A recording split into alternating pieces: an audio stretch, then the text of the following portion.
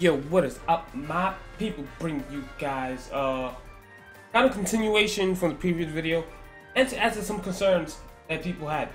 Now, one of them was, how would I deal with campy characters, people, who are zoning me out because this playstyle seems way too defensive. So let me just clear something up right quick. For those that thought that I'm just gonna sit back all day and not do anything, nah, that's not what's gonna happen. I'm not gonna sit back all day. Like, I have to get close to the opponent. I say that Peach, she does the best up close because of her moveset. I have to be close. So if somebody's like camping me and whatnot, then I am gonna stay close to them. I'm not just gonna sit back, even if I had the lead. I'm not just gonna be like this, because if I remain here a lot and have the lead, like the opponent, all they gotta do is this: get close to me, and I'm giving them stage control. On top of that, too, I'm putting myself to the corner, which is giving them a better chance to bring it back. And then if I get hit off the stage, they go for a possible edge guard, and then I can lose my stock. And then there we go. So no, I'm not going to be running away. I'm not going to be sitting back. I'm not going to be doing any of that. If you guys saw the video where I explained how to deal with characters who, zoning camping you out, the stuff that I explained in the video, I'm still going to do that with the optimal play that I'm, working on. I'm still going to do it. It's not going to change. It's not. So there's that. And when it comes to adaptation, if you guys saw the adaptation video that I made, those rules are also going to apply. Excuse me, I cannot talk. Those rules are also going to be applied with my optimal play. There we go. So yeah, like I said in the previous video, that I'm just going to be changing when it comes to optimal is, if an attack is not really guaranteed, unless the opponent has a very obvious pattern, I'm not going to like go forcefully and chase him with an attack. Like I said before, like if Ness does this, I'm not going to go in and try to attack him, because after that, you can do this, you can mash a button, whatever panic button he wants to throw out, all that, and I'll get hit. I be doing that a lot, and when I do that a lot, I tend to give him control. Like the opponent, they messed up. So if they try to push another button and I'm close enough, they can get punished for it free. And if they try to like run away and get some space, I can just easily follow them. I could just stay close to them. So that's what I'm gonna be doing, and that's something that I haven't been doing a lot, because basically a lot of people that I fight, they tend to have a habit of, when something goes wrong, they want to roll every time, they want to sidestep or just mash another button. And I'm used to fighting people like that so much that even at times where people still have those habits to a certain degree and I beat them, they don't do it all the time. And then I end up giving a position and leaving myself open, and I'm basically making it easier for them to bring it back.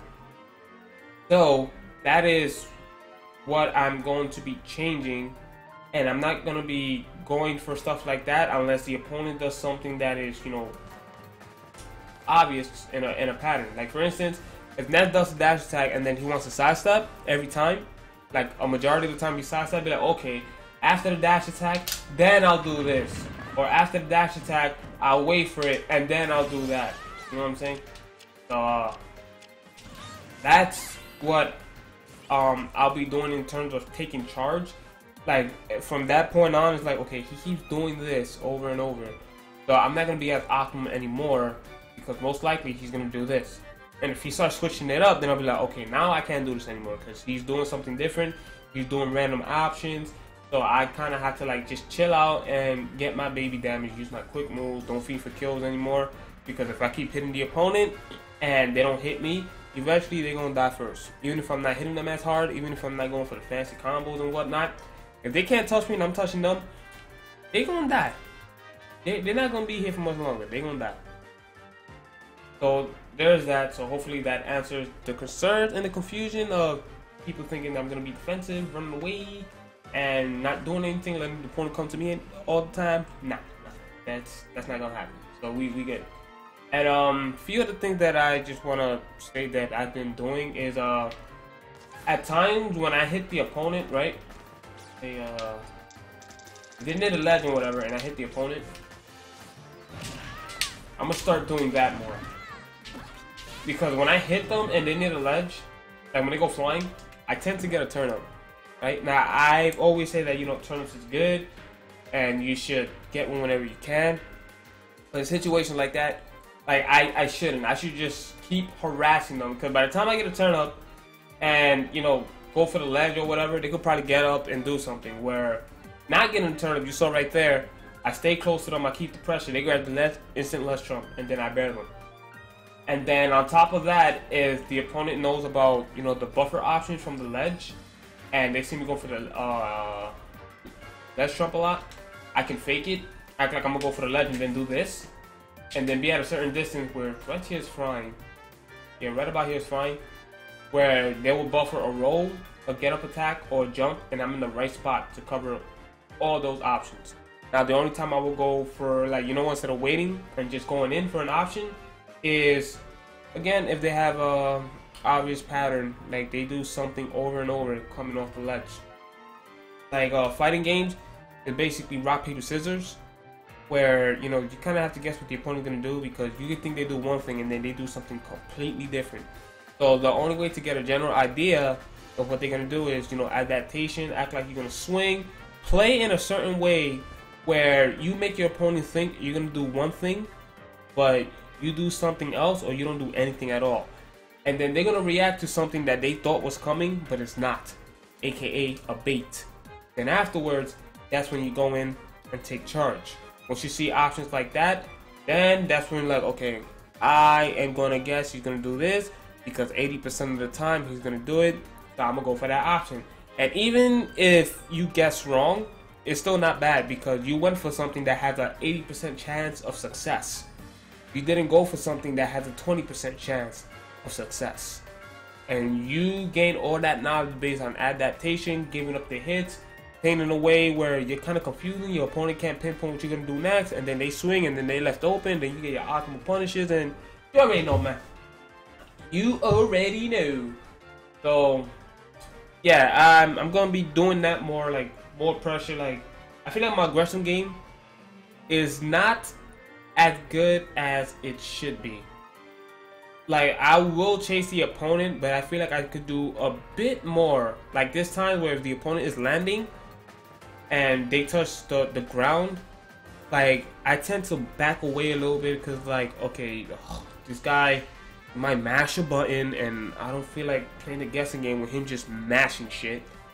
But at the same time, even if they do mash a button, I can still keep control, I can still stay close and be at a right distance where if they mash something, want to push whatever panic button with insert random character here, I'll be at a perfect position to take control, either force them to block because they can't push any more buttons, or to try to push another button, hit them for it.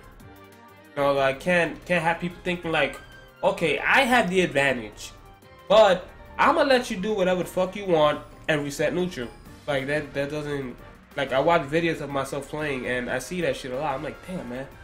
Like I actually used to stay close. Like, okay, if I hit Cloud and then he lands and I'm right in front of Cloud, like I shouldn't run away and give a bit more space or get a turnip. Like turnips are good to obviously rack up damage, but again, character Peach, she wants to remain close to the opponent.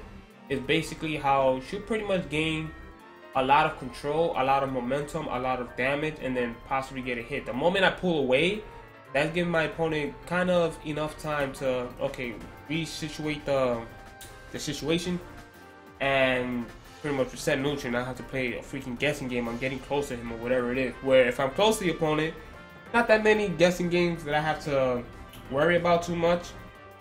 And if I pick my spots correctly, the opponent thinks they could just mash their way out of victory.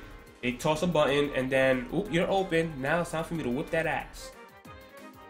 So yeah, I said there's that. There's many other things, but I would be here forever explaining it. So yeah, I think that's pretty much it. If you guys have any concerns or questions, please feel free to dish it out in the comment section below. Like I said, there was comments about, people think I'm being too defensive, like I'm not gonna do anything. Basically, this style is kind of passive aggressive, where me knowing Peach's moveset and shit that is not real with this character that a lot of people tend to do, and how I see Peach players losing, I'm just not gonna be doing the stuff that I explained. as well as other stuff that you see Peach players do that leaves themselves open to get them hit a lot. But at the same time, when I get a hit, I feel like I need to be a little bit more aggro than usual. Don't be afraid to stay on that ass like booty shorts and take it from there, because I'm gonna need that, man. Like, I have to make like every hit count. I come from freaking melee. I have a melee background, but when you get a hit, you have to push that shit to the limit. Now granted, this is not melee, but at the same time, even if you can't get a hit, because you know combos are not as consistent as they are in melee, where you could, like a lot of characters could deliver to death people, I still have to stay on that ass and pretty much not give my opponent too much space to kind of reset the situation, button mash their way to victory, and all that type of shit. So that's what I need to be doing more. I come from a melee background, so like, come on, right? So yeah, thank you guys for watching. Like I said, any concerns, you could post in the video comments. I am also going to be going to a tournament this Sunday. You guys have been generous with your donations to help your boy get back, and as well as those 2 people that became a Patreon. Thank you all. And because of that, I have a little extra money onto the side that I can actually afford to go to an event this Sunday. So I am going to do that. Yes, it will be live streamed. If you guys follow me on Twitter, I will be updating you guys with the live streams when I'm on stream. I'll probably be commentating some matches. So for those that enjoyed my commentary, when you see me with Ninja Link on his streams and whatnot, that shit most likely gonna be happening. Now for this tournament, I'm probably not gonna care too much about what you call it, you know, me losing, because you know all this optimal play, I'm still struggling in certain aspects. Like there's certain matches I have to relearn all over again, and matches I will do really good in, I'm kind of slacking. But as I always tell you guys, to win, you gotta lose first. You gotta get your ass whooped before you can start delivering ass whippings. That's just the way it is. You don't pick up something new for the first time with a video game or learning an instrument, whatever, and just do it for the first time, become a god. Like, you are going to goof up, there's going to be a lot of frustration. But because of the frustration, you turn that shit into tools, analyzation keys that can help you get better at whatever you're doing. So if I get like last in this tournament, yeah, I am going to be a little tight. Like, I am going to be tight. But at the same time, I won't be too upset about it, because this is something new, and I'm not going to get anything right if I don't get it wrong first. You know what I'm saying? Like, it's going to take practice. So I'll keep you guys updated on that. Thank you all for watching. Thanks to all the veteran subscribers that I got through the new series of videos. I mean, all the new subscribers that I got through the new series of videos, as well as the veteran subscribers liking the video, sharing it. All you guys together are freaking savages. And with that said, I'll see you on the next video. Deuces!